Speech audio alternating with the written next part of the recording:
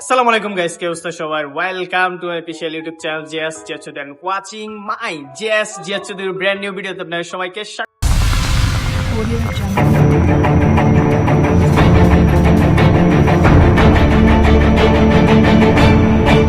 আজকে চলে আসলাম ওসাকা তেন্নুজি-জো, যেটা হলো যে জাপানের সবচেয়ে ওসাকার এরিয়ার মধ্যে সবচেয়ে মানে ফেমাস চিড়িয়াখানা।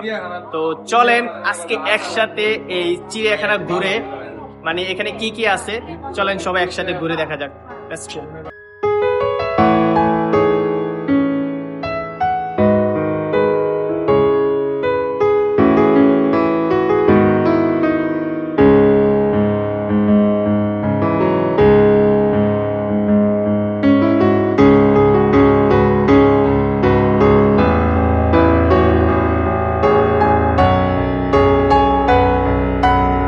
প্রাণীটার নাম জানি না কিন্তু বাট অনেক সুন্দর। এনে নাম লেখা আছে, জাপানিতে এনে নাম লেখা আছে। তো ভাই এই যে জেব্রা আছে এনে, এরপর হলো এটা কি জানি না।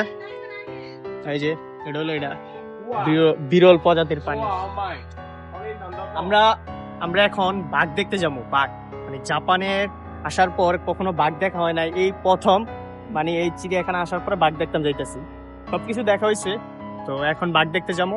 বাঘ দেখার পরে হাতি দেখতে যাবো। চলে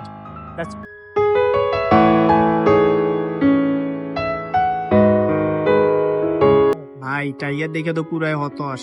টাইগারের তো একদম মানে ক্যাঙ্গারুর অবস্থা। টাইগার যদি এই ক্যাঙ্গারুর মতন অবস্থা হয়ে গেছে, মানে হ্যাঁ যে কোনো মানুষকে আক্রমণ করবো সেই অবস্থা নাই। ভাই এটা কি, এটার নাম তো জানি না রে ভাই। এটা দেখতেছি কিন্তু মারাত্মক লেভেলের গন্ধ, এটা পারছি মারাত্মক লেভেলের। এদিকে এদিকে এদিকে ব্যাপ ব্যাপ এদিকে এদিকে এদিকে। জানি এটার নাম কি জানি না, কিন্তু যারা জানেন কমেন্টে কই দেন এটার নাম কি। চলে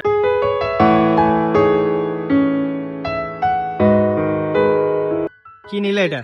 অ্যাপেল জুস, জাপানের অরিজিনাল অ্যাপেল জুস, যেটার দাম হচ্ছে মাত্র 170 টাকা। সবচেয়ে একটা ইন্টারেস্টিং বিষয় হলো জানেন, মানে বাংলাদেশে একসাথে ছিলাম এবং জাপানে আসার পরে একসাথে মানে ক্লাস ভিন্ন, মানে দুপুরে দুইজনের ক্লাস কিন্তু দুইজনে একসাথে ঘুরতে আসলাম। মানে এতে আনন্দের আর কোনো কিছুই নাই। চলো ওইদিকে চলো। কোথায় যাবো এখন আমরা, বলো?